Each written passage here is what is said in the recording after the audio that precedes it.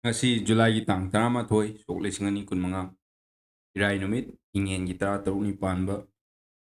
numit asigi Nungthilgi sefongsinda kari headline fongi bagai haibadu mayam tang yengminasi ahamada lokhatchariba Nungthilgi sefong asi Kanglei paki mairani Kanglei paki mairagi han hanba horoppada background da color tawduna highlight tawduna fongliba headline asina gwala tabi wathok journalist singna chumba wayal phongpham thui tumina leisilloidabani amju amadi EGM Pesokki ahanba president Romesh Ningthaujamna leikidabada awaba phongdorokli Afasphagi marumda AR miha thina hatokpikraba Manorama miha ki chahi kunmathoi suba thoram pangthokre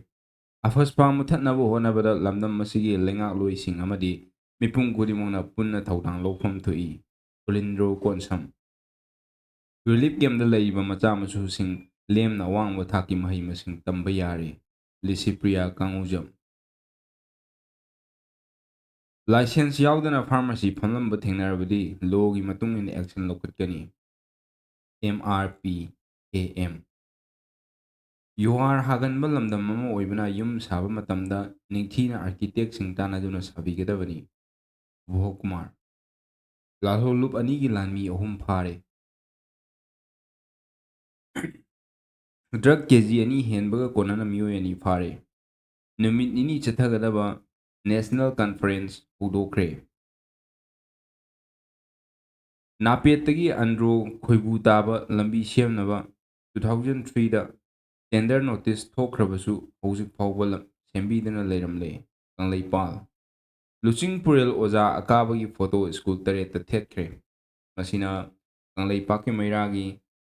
headline singni aduga mathangda lokhatchariba pawsi asina Wild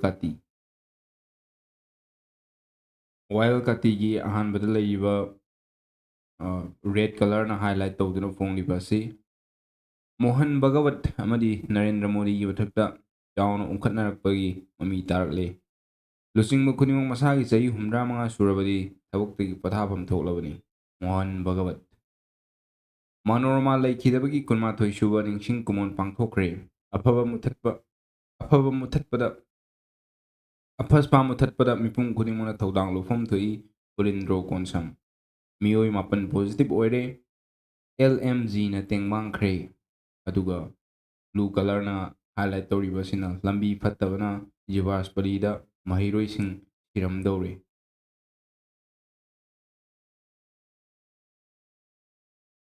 EVFM gi 13 suba Foundation Day pangthokre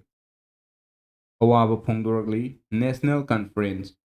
Rhythm of Manipur Manipur gi nifu suba Foundation Day thoram pangthokre blood donation camp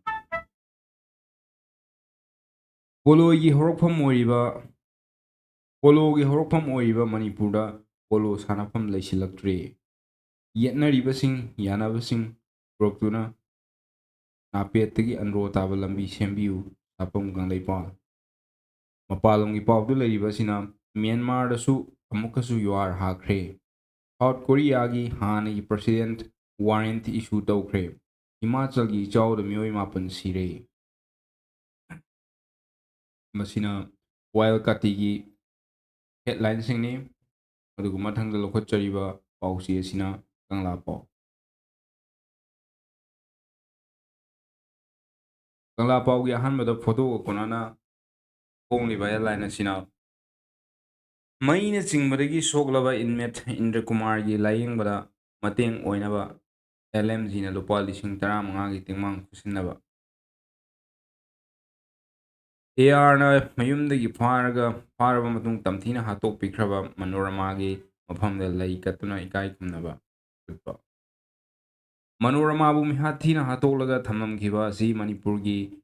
puwarida amuba numit ama oina lehoragani Ulindro Konsam.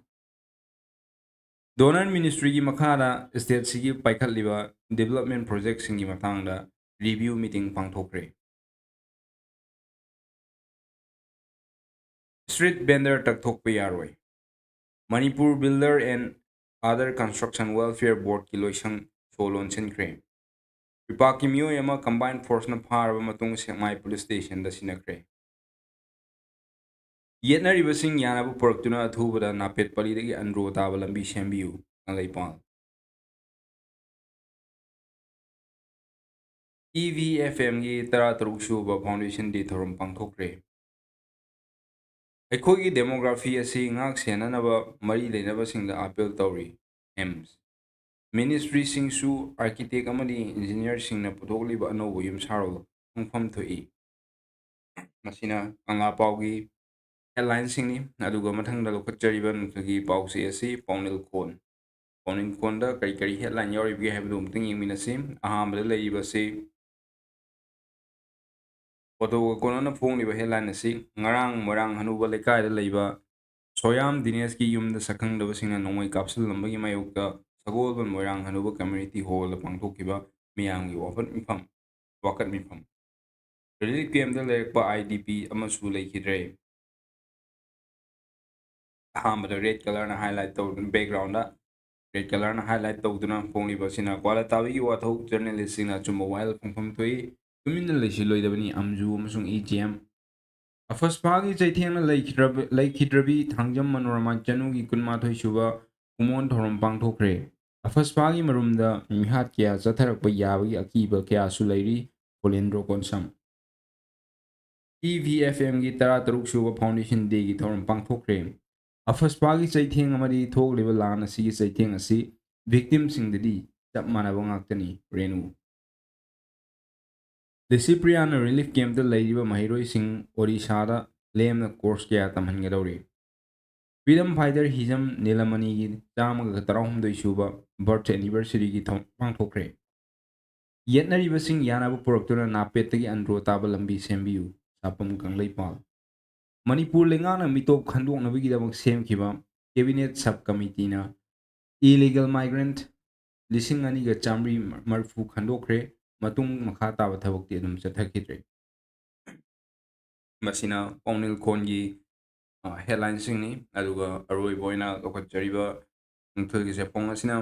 ꯏꯪꯂꯤꯁꯀꯤ edition ꯑꯣꯏꯔꯤꯕ ꯏꯝꯐꯥꯜ ꯇꯥꯏꯝꯁꯅꯤ꯫ ꯏꯝꯐꯥꯜ ꯇꯥꯏꯝꯁꯀꯤ ꯑꯍꯥꯟꯕ ꯍꯧꯔꯛꯄꯗ highlight ꯇꯧꯗꯨꯅ ꯐꯣꯡꯂꯤꯕ